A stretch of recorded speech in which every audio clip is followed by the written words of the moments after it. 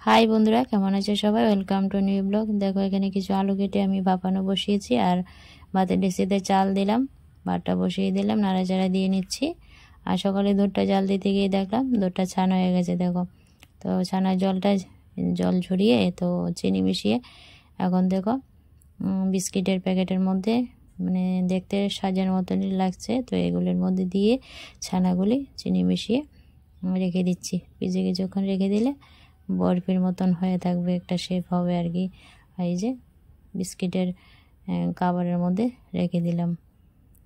কেমন হয়েছে বন্ধুরা বলো তো আইডিয়াটা? তো এগুলি একদম বরফির মতন হবে শেপ।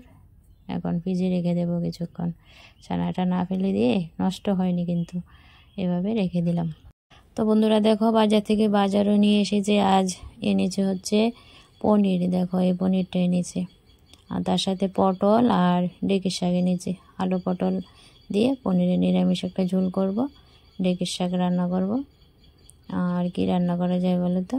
চলো আগে কাটাকুটি করে নিই, তারপর যাই রান্না হবে তোমাদের সাথে শেয়ার করবো। আর রান্না তো অলরেডি বসিয়ে দিয়েছি। দেখলে আলু নিয়েছি দুটা, ঘরে ছিল, আর ছোট্ট একটা করলা ছিল, কেটে নেব ভাজার জন্য।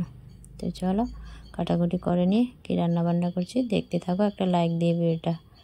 তো আলু তো বন্ধুরা আগে বসিয়েছি, আর পটল কেটে পটলের খোসাগুলি দিয়ে দিলাম। পটলের খোসাগুলি সিদ্ধ করে পেস্ট করে একটা ভর্তা করব। পটলের খোসার ভর্তা কারা কারা খেয়েছো অবশ্যই কমেন্টে জানিও, আর যারা খাওনি অবশ্যই কমেন্টে জানিও। দুর্দান্ত টেস্টফুল হয় পটলের খোসার ভর্তাটা। পটলের খোসা ফেলে না দিয়ে ভর্তা বানিয়ে খেলেও দারুণ হয়। তো আজ পটলের খোসার ভর্তাটা করব। তারপর দেখো করলাটা যে ছোট্ট ছিল কেটে বসিয়ে দিলাম ভাজার জন্য। এই তো বন্ধুরা কালি জিরা শুকনো লঙ্কা ফোড়নে দিয়ে পটলের খোসার পেস্টটা দিয়ে লবণ হলুদ দিয়ে লঙ্কা গুঁড়ো দিয়ে দুটা কাঁচা লঙ্কা দিয়ে জাস্ট একটু নাড়াচাড়া করে শুকনো করে এই যে ভর্তাটা করে নিচ্ছি। আর এই ভর্তাটা না খেতে দুর্দান্ত টেস্ট হয়। এক ভর্তাতেই এক থালা ভাত খাওয়া যাবে বন্ধুরা। যারা খেয়েছো তো জানো, আর যারা খাওনি অবশ্যই পটলের খোসাগুলি না ফেলে দিয়ে পেস্ট করে এভাবে ভর্তা বানিয়ে খাবে, দারুণ হয়। আর কালি জিরা অবশ্যই ফোড়নে দেবে। দেখো খুব সুন্দর একটা শেপ করে ভর্তাটা তুলে নিচ্ছি। একদম সুন্দর করে ভর্তাটা হয়ে গেছে, দেখতে যেমন লোভনীয় হয়েছে, খেতেও বেশ ভালো হয়েছে বন্ধুরা। অবশ্যই জানিও তোমরা এই যে ভর্তাটা দেখতে কেমন হয়েছে, জাস্ট লোভনীয়।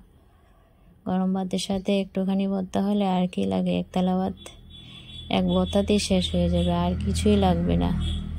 দারুণ স্বাদের ভর্তা।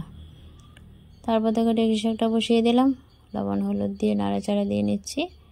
তারপর ঢাকা দিয়ে দেব, ঢাকা দিয়ে ভাপে একটুখানি সিদ্ধ হবে, তারপর নাড়াচাড়া দিয়ে ভেজে তুলে নেব আর কি। ডেকচি শাকটাও ভালো, পুষ্টিগুণে ভরা। তো কার কার পছন্দ ডেকচি শাক খেতে অবশ্যই কমেন্টে জানিও।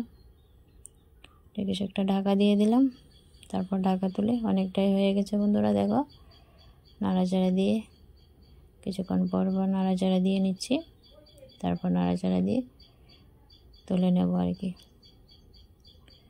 এই তো ডেকচি শাক ভাজাটা হয়ে গেছে। আর এখানে পনিরের তরকারিটা বসিয়ে দিয়েছিলাম, একটু নাড়াচাড়া দিয়ে ঝোলটাকে ফুটিয়ে নেব বন্ধুরা। কালারটা খুব সুন্দর হয়েছে, লাল লাল হয়েছে। তো আলু পটল ভেজে পনিরের তরকারিটা তো বসিয়ে দিয়েছিলাম বন্ধুরা। তরকারিটা হয়ে গেছে, নামিয়ে নেব। কেমন হয়েছে দেখতে তরকারিটা বলো তো বন্ধুরা?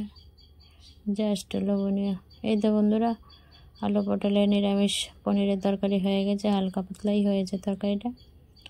তো আজ রান্না করলাম হচ্ছে আলু পটলের পনিরের নিরামিষ ঝোল, ডেকের শাক ভাজি, করলা ভাজি, আর করেছি ভর্তা।